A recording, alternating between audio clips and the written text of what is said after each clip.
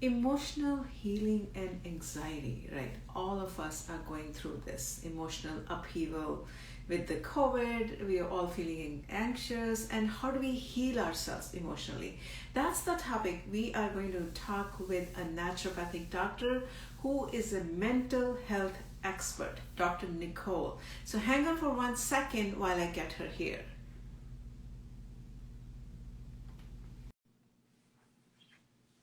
Okay, so Dr. Nicole is joining me. In the meantime, if you have any questions, any comments, you are welcome to talk. Hi, Dr. Nicole, how are you? I'm wonderful. It's such a pleasure to be here. Yes, yes, absolutely. And this topic, we've been talking about this topic quite a bit. We just had a session this morning on FB Live on exactly anxiety and sleep. And I now you are an expert on mental health. I was looking on your website. You've done amazing, amazing work on helping so many people, taper off their medication or maybe get off the medication. So thank you so much for doing such an amazing, amazing work. Let's get started. Maybe you can want to tell a little bit about yourself, why you wanted to get into the mental health, being a naturopathic doctor. I am an anxiety freedom warrior, and part of my story is having anxiety and having depression as an adolescent and then into college, and finding that the options given to me were more the pill for an ill model, where they would prescribe a medication, I would develop side effects, they'd give another medication. And so it's just layering on medication after medication or jumping from one to the other. And I found that my anxiety and my depression weren't getting better. They were just different. Mm-hmm. And so I asked myself, is this the only option for people? Is it really that I have to trade off feeling anxious and having panic attacks or feeling like a zombie and Mm-hmm. having all of these side effects? And so my passion is to have gotten the best education possible so Mm-hmm. that I can help people have answers. So I got a master's in clinical psychology, and I learned about trauma, and I learned about CBT and all sorts of other therapies. And then the naturopathic degree, where we can learn about how Mm-hmm. to actually treat anxiety with good integrative tools. So that's my story. Oh my God, that's an inspiring story, and you've been able to overcome your anxiety. Obviously, there here you are. So Mm-hmm. let's just talk about a little bit about maybe you can use your experience, of course. What is the reason why people start getting so? Why do we get so anxiety and then we have to take medication? I mean, what is the overall root cause of that? The overall root cause of anxiety, why we feel the way we feel, why we end up in this vicious cycle of needing to take Mm-hmm. medications, it can often be explained by, I call it the cast of characters, which is from the ACT method. I created the ACT method so that people can start to unpack why they feel the way they feel and Yeah. create strategies that work. The cast of characters looks at three main categories of things that may cause anxiety. One is your psychological characters, which are the parts of yourself. It Mm-hmm. could be my teenager that had a horrible breakup. It could be my little self, my 6 year old who had to move cross country. It could Yeah. be your anxious self that is hyper vigilant against changes in the body because of a fear of illness. So your psychological characters are parts of yourself that may feel anxious. And some people may describe this as, when I go to school, part of me feels really afraid that the kids are going to make fun of me, but part of me feels really excited to learn. Yeah. And so we know that our parts, our psychological characters, can sometimes contradict each other, where we don't necessarily feel like it's logical to be anxious, but we feel that way, right? Mm-hmm. And so that step of identifying that character in ourself, that part of ourself, is Mm-hmm. fundamental to healing. And sometimes people get really good results Mm-hmm. dealing with their psychological characters using cognitive behavioral therapy, which Yeah. is logic, right? That's the prefrontal cortex. Mm-hmm. Mm-hmm. But oftentimes, our anxiety can live in the limbic system, which is your midbrain, that emotional feeling, Yeah. Yeah. and in the brainstem. And so the second cast of characters is the social cast of characters. And it could be our circumstances, our environment, our family members. I Mm-hmm. have a patient who, she's an OCD warrior. And so Mm-hmm. she came to me with OCD. And part Mm-hmm. of her story is having a mother who was constantly panicking and Yeah. anxious. Yeah. And so that's a social character. And so part of her anxiety came from her experience with her mother. And then the last character is biology, the biological cast of characters, which is changes in our neurochemistry, our gut, our thyroid. And so when we think about why people get anxiety, oftentimes it's a mix of the three, and finding the ones that work for you will help you get the answers to get better. Yeah. And social and psychological, I mean, these factors, we all go through that, right? I mean, we're not going to get the best characters or drama characters around us, you know? If we are the player here, like the main character here, the hero or the heroine or whatever you want to call it, the extra players who we deal with are going to be all kind of people that we, on a day-to-day life, we have to learn to deal with that, right? Yes, yes. Yeah. And if we don't have the skills taught to us to learn to deal with that, like you're saying, it can, our parts do the best they can. And so, for example, a lot of my clients that I consult with, their current experience is being directed by parts of themselves that formed in adolescence. And so, and adolescence tools for dealing with stress in the environment may not be as adaptive as like you or mine in adulthood. And so part of the process is to heal that inner child, or to heal that part of yourself and teach that part the tools, like you said.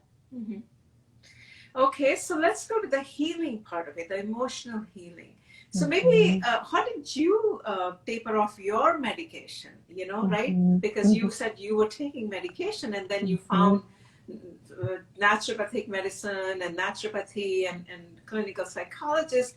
What are the tools, or what is the framework that you would recommend someone who is taking medication, and what are the steps?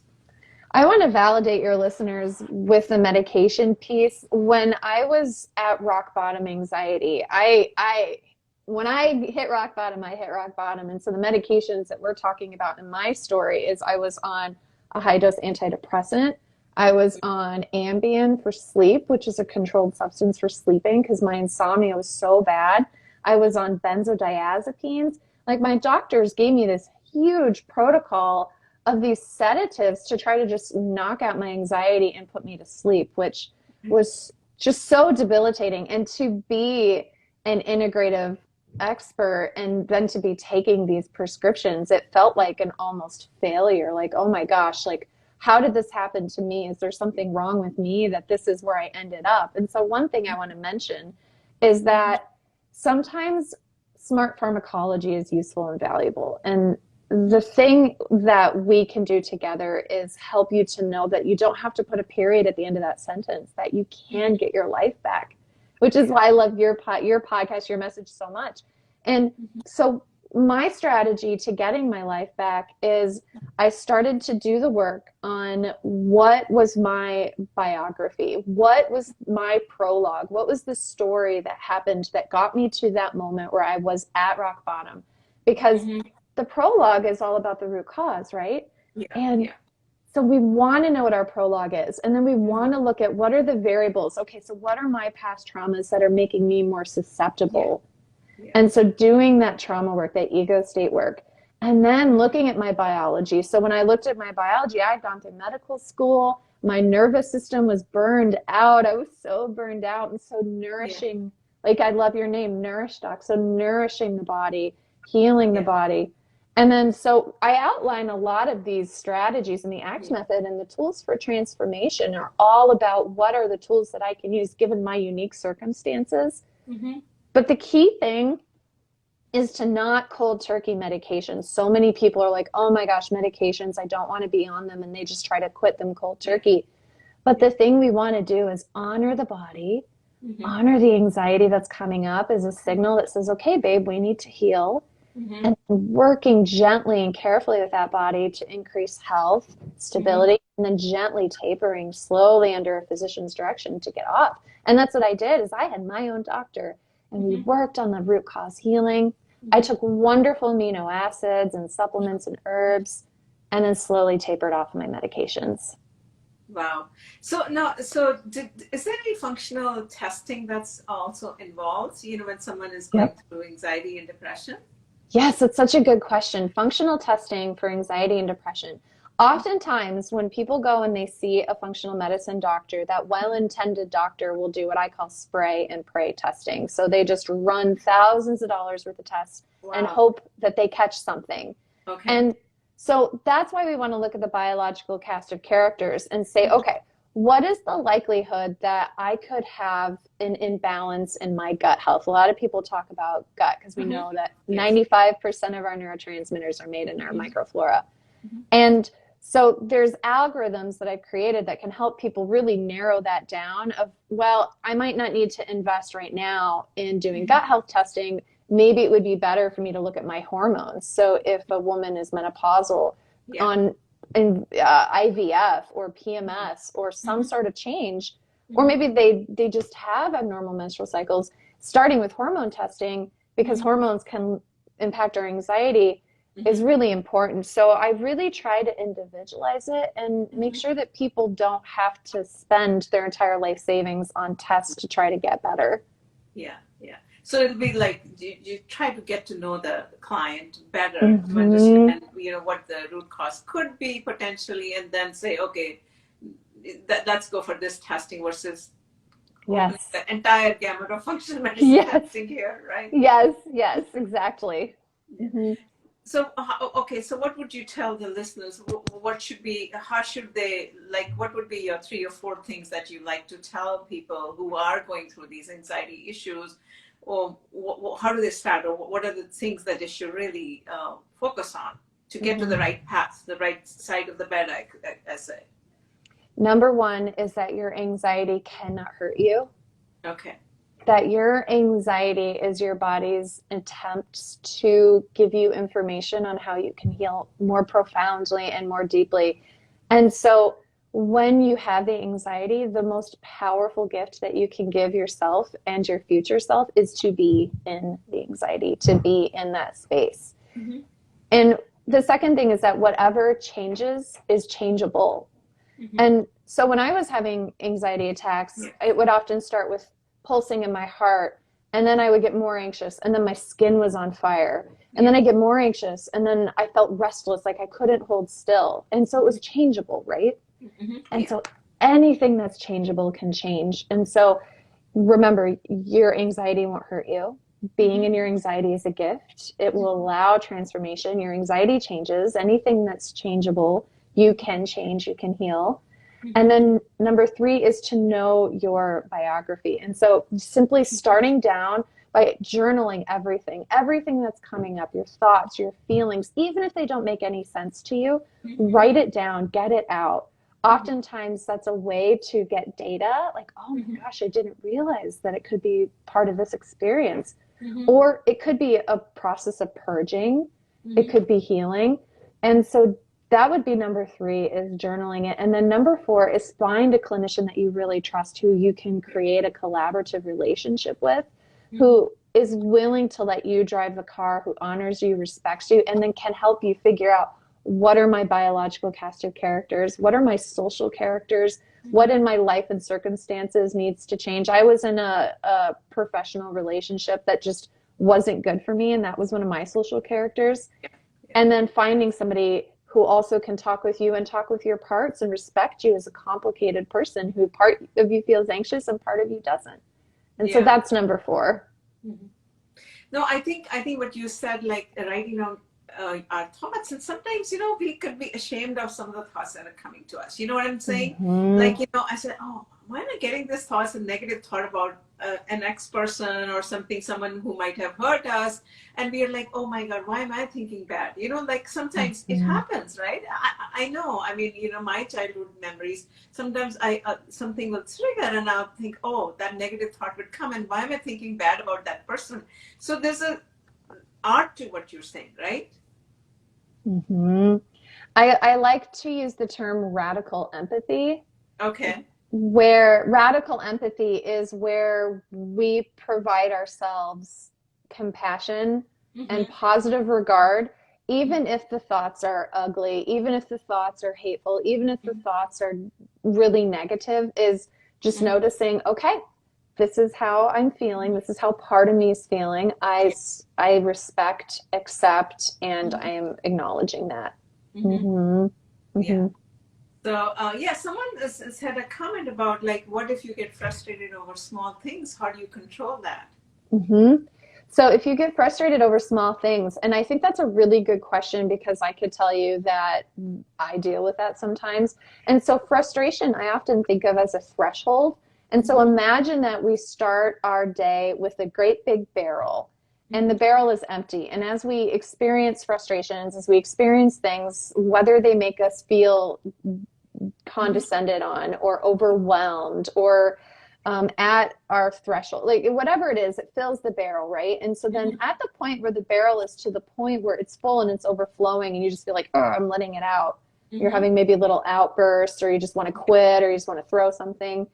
That is a sign your body is telling you, hey, our barrel is full. We need some self care. You need to Mm-hmm. respect and honor your Mm-hmm. experience. Mm-hmm. And maybe it's an invitation for you to look at your social characters and be like, okay, somebody pushing me beyond my limits right now where I need to Yeah. be saying no. So Yeah. look at the frustration as an invitation from your body for deeper healing and respect that. That makes sense. Another question someone is asking, how can it be that anxiety cannot hurt you? Mm-hmm. Anxiety is a feeling that your body has been evolutionarily designed to create from the beginning. And so the difference, so let me share with you two stories, two examples. One example is that you're ready to go somewhere super exciting. You're going on vacation and you just can't wait. And Yeah. you're like looking at pictures and then your heart is beating faster because you're so excited and you feel warm and you just like are running around and you're packing and you're feeling busy and your thoughts are going fast. You're like, I need to bring this, I need to bring that. So you're excited, right? Mm-hmm. Or maybe you have this romantic date and you just like have butterflies in your stomach and your fingers are a little tingly and you're like, oh my gosh, I'm so excited, Yeah. right?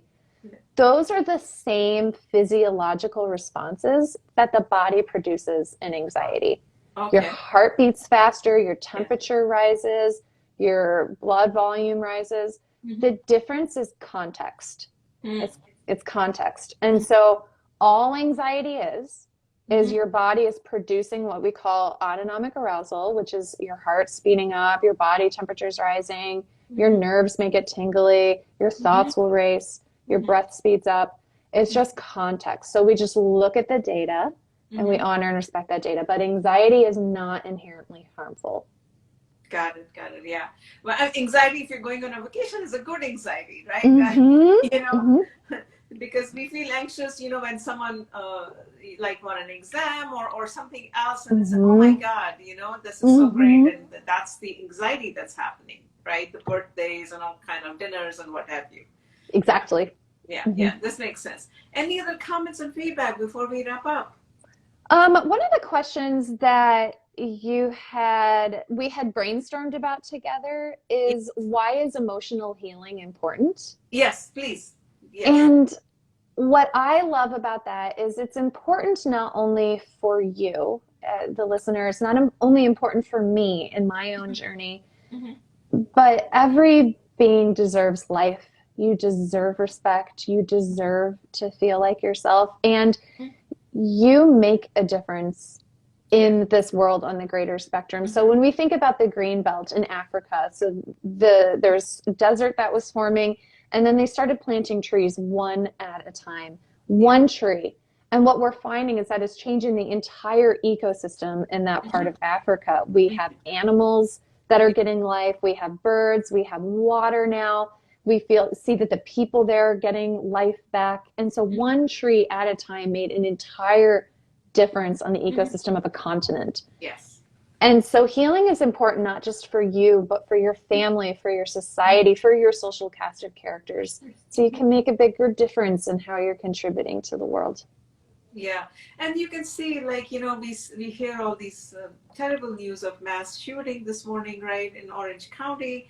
I mean, and something must be this, like, I don't know, I'm not a clinical psychologist, but there is something like the mind plays all the games, is all I want to say, for someone to do something like that, right? Mm-hmm. And it's all Yes. in our mind. Like, I don't know what's a Yes. depression or anxiety, I don't know how to say it, but it's all in our mind that we can control, to your point. Yes. Yes. And so by making one positive change Mm-hmm. in myself to respect and honor my symptoms and to transform those into power so that I can start to impact other people, you could be saving lives. So you could be Yes. saving somebody from going down that dark path and committing a crime, which is really a huge way to look at it. Yes, yes, absolutely. So there is hope. What would you like to say, the final word for the listeners, like a punchline or something you would like to say that? You are an anxiety freedom warrior and you can get your life back. And it's all about listening to your symptoms, honoring them, respecting them, and allowing them to transform you. Okay, so someone is saying, okay, one more question. I was going to wrap up. How do you break and heal the vicious cycle of anxiety? That is where I was. I totally hear you. I was in a vicious cycle of anxiety. It was like physical symptoms. I wasn't sleeping, and then I wasn't sleeping, so I was anxious, and I wasn't anxious. So it's just a vicious cycle, right? Yeah. So I call that getting stuck in a record groove. And so you have to do a pattern interrupt. And a pattern interrupt oftentimes is going to be more successful if we pattern interrupt your brainstem. Because the logical brain, you can distract it, you can play video games, watch TV, talk to friends. Emotional brain, you can make yourself laugh, but the brainstem, right? Those physical symptoms, that's hard. And so interventions have to target the brainstem. And this is really where the work of Marshall Linehan, who founded DBT, is really powerful. So this is sight, scent, touch. And so if you're in a panic attack, putting cold water around your eyes, that evokes what's called a dive reflex. And then once you're able to calm your nervous system, then you have the space to create a strategy to get out of that vicious cycle. But first, start with the nervous system and then get a plan on board so you could do strategies from the ACT method so you can really get your life back. Yeah, I think that's very useful. I do want to say that, hopefully we can offer a program with Dr. Nicole. We are coming up with the different programs soon. So, this is just a small, we're just helping the community every single day, giving some education sessions. I see all kind of hearts and love. Thank you. Thank you so much for all of your support. Well, thank you, Dr. Nicole, for being with us. And if anyone has any more questions, feedback, you are welcome to DM us.